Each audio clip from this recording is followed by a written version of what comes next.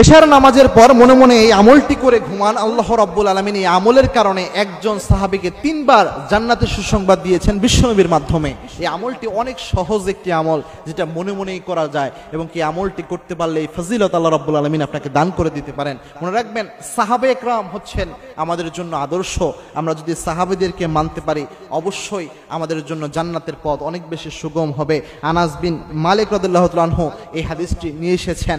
তিনি বর্ণনা করেন, একদা আল্লাহর হাবিব সাল্লাল্লাহু আলাইহি ওয়াসাল্লামের জন্য আমরা আল্লাহর হাবিব সহ আমরা বসা ছিলাম। আল্লাহর হাবিব সাল্লাল্লাহু আলাইহি ওয়াসাল্লাম বললেন, এখন এমন একজন ব্যক্তি এখানে প্রবেশ করবে যেই ব্যক্তি জান্নাতি। সাহাবা একরাম লক্ষ্য করলেন একজন ব্যক্তি সেখানে উপস্থিত হলেন। পরবর্তী দিন আমরা এইভাবে বসা ছিলাম, আবার আল্লাহর হাবিব সাল্লাল্লাহু আলাইহি ওয়াসাল্লাম বলেন, এখন যে ব্যক্তিটা আমাদের এই আসরে আমাদের এই মজলিসে উপস্থিত হবে ওই ব্যক্তিটা জান্নাতি। সাহাবা একরাম লক্ষ্য করলেন আগের দিন যেই ব্যক্তি উপস্থিত হলেন পরের দিনে একই ব্যক্তি উপস্থিত হলেন।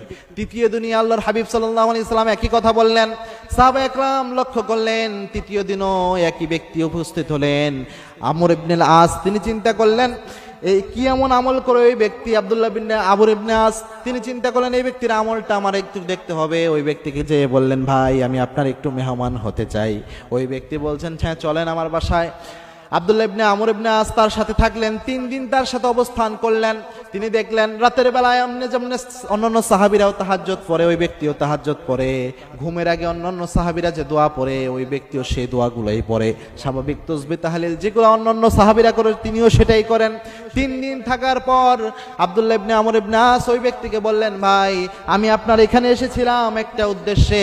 বিশ্বনবী আপনাকে 3 বার জান্নাতের সুসংবাদ দিয়েছেন, কোন আমলের জন্য আল্লাহর হাবিব ইসলাম এই জান্নাতের সুসংবাদ দিলেন আমি বুঝতে পারি নাই, এটা জানার জন্য আপনার এখানে এসেছিলাম। কিন্তু দেখলাম 3 দিন আপনি যে আমল করলেন আমাদের কোন সাহাবীর সাথে এই আমল খুব বেশি ব্যতিক্রম না। আমরাও তো এই আমলগুলা করি, এগুলার জন্য আল্লাহর হাবিব তো এই ফয়সালা বা এই সংবাদ আমাদের জন্য দেন নাই। তখন ওই সাহাবী বলছেন, ভাই আমি তেমন স্পেশাল কোনো আমল আমি করি না, তবে আমি রাতে যখন ঘুমাতে যাই আমি মনে মনে আমাকে যত মানুষ কষ্ট দিয়েছে আমি প্রত্যেকের কষ্টকে লেগে ভুলে যাই, ভুলে যেয়ে সবাইকে মাফ করে দেই।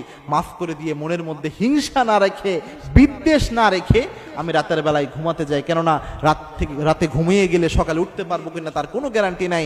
মানুষের ব্যাপারে আমি বিদ্বেষ রাখি না, হিংসা রাখি না, এবং মানুষকে আমি মাফ করে দেই। এই আমলটা আমি সব সময়ই করি, রাতে যখনই আমি ঘুমাতে যাই তখন এটা করি।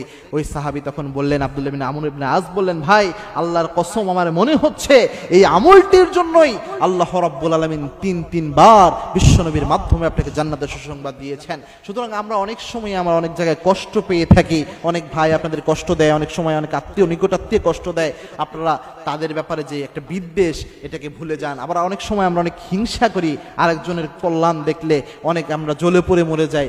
এরকম যদি কারো অ্যাটিটিউড থাকে তাহলে অ্যাটিটিউডকে পরিবর্তন করার চেষ্টা করেন, তাহলে আল্লাহ রাব্বুল আলামিন এই বরকত আপনাকে দান করবেন। মনে রাখবেন, আপনি কারো ব্যাপারে যদি ক্ষমা করেন, বিশ্বনবী সাল্লাল্লাহু আলাইহি ওয়াসাল্লাম হাদিসে জানিয়েছেন যে বান্দা অন্য বান্দাকে সহজে ক্ষমা করে দেয় ওই বান্দার ক্ষমার পথও আল্লাহ রাব্বুল আলামিন উন্মুক্ত করে দেয়। সুতরাং চেষ্টা করবেন ভাইদের প্রতি ভাইদের যে একটা বিদ্বেষ এবং কি আরেকজনের প্রতি যে একটা আক্রোশ এটাকে ভুলে গিয়ে তাদেরকে ক্ষমা করার মনোভাব নিজের মধ্যে পোষণ করা।